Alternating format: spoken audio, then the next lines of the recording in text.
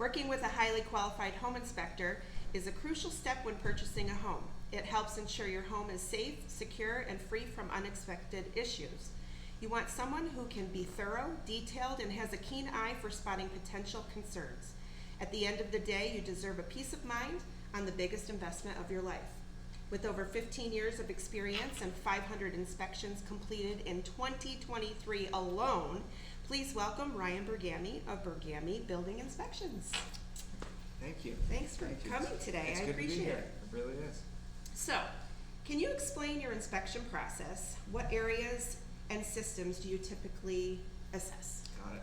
So with a home inspection, a standard home inspection, what that is a licensed individual of New York State. They go through some training, and what they do after that, once we're out and actually doing an inspection for somebody, we are going to inspect all areas that are readily accessible, which are areas that are not prone to damage or any danger to the inspector or damage in a crawl space, like let's say wiring, flooded basements, things like that we might not venture into.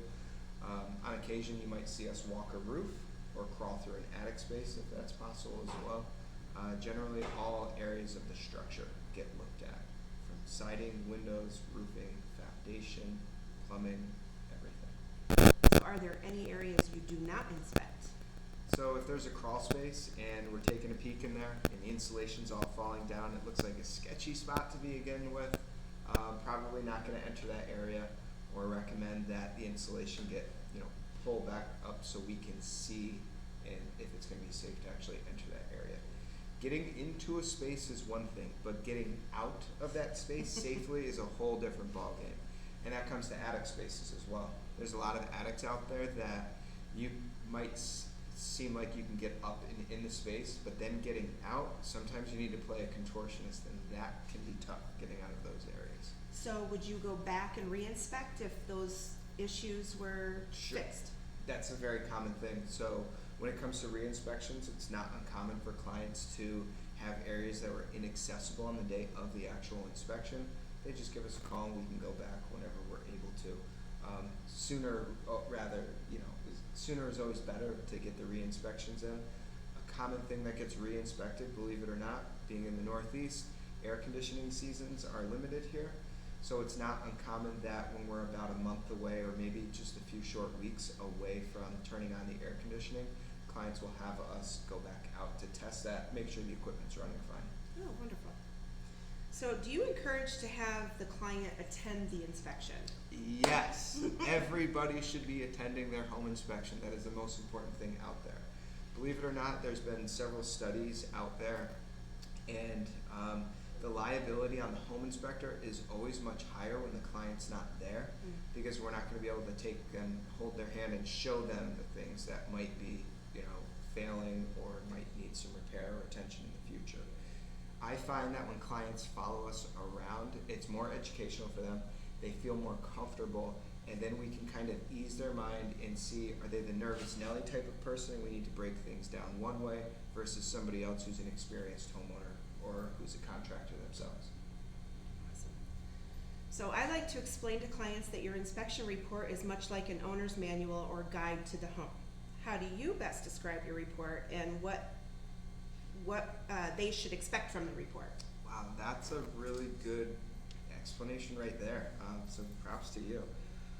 When it comes to the inspection report's kind of like the service manual to the home. But it is also just a snapshot of the home in that 2 or 3 hour period with that inspector. So things do change. It's not uncommon, believe it or not, for me to inspect one house, have that deal not go through for whatever reasons it may be, and have me get a call for the next set of buyers going in. And every time I've done that, I've actually inspected the same house through this 4 times before, in the matter of 2 months. Everything changed. Every single home, whether it was the homeowner repaired something or something was damaged, and you could go back to the reports and see how the house evolves. So it really is a snapshot of the home at that current time. And my best advice for people when they take these reports, read them. It's very important to read the reports. One of the most common complaints in the home inspection industry is for a client saying the home inspector missed this or missed that, And in reality, it's somewhere in that 40-page report that they're getting that they're having issues with. What is the difference between a minor issue and a major issue during a home inspection? So minor and major issues. So to me, all issues are correctable issues. A minor issue might be something small, like an electrical outlet that's damaged, or a broken window, or some wood rot on a door frame. More major issue might be something like a roof that needs quite a bit of repairs, or foundation repair work. Everything's repairable. So when we have a big issue on a home inspection, I like to tell clients that, it's just a matter of getting the right contractor in there to make that repair. And it's not like the house is going to fall down tomorrow. You always have time to get things corrected as well. So I do like to set that expectation for people too. Is this a minor repair that you can get a handyman to do at any time? Or is it something that you really want to start to budget for and then do that repair over the course of a year?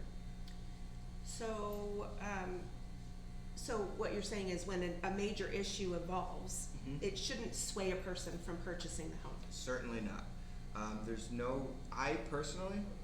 I would rather buy a home with 5 major issues than 30 or 40 smaller issues. Because the smaller issues tend to open up cans of worms that drag out your finances and expenses for repairing that over time. A house with several bigger ticket items would probably be a better house to purchase than a house where it's nickel and diming you to death with maintenance. That's a great point. So can you provide recommendations for specialists to address any concerns you identify during the inspection, such as electrical, plumbing, or foundation? So that's a really good question. In our area, there's lots of home inspectors that are comfortable referring certain contractors or repairmen. I try to refer a company specific if I know their work, seen their quality work, and know that they have good customer service. I'm not going to refer somebody who I have not heard of before. And if I don't know anybody, I'll let them know, hey, you need an electrical contractor that specializes in panel box swaps, or a handyman to do repair work on the door, or a professional window installer to take the window out and replace it. I'll definitely diagnose what type of contractor it would need and what specific contractor they need to call.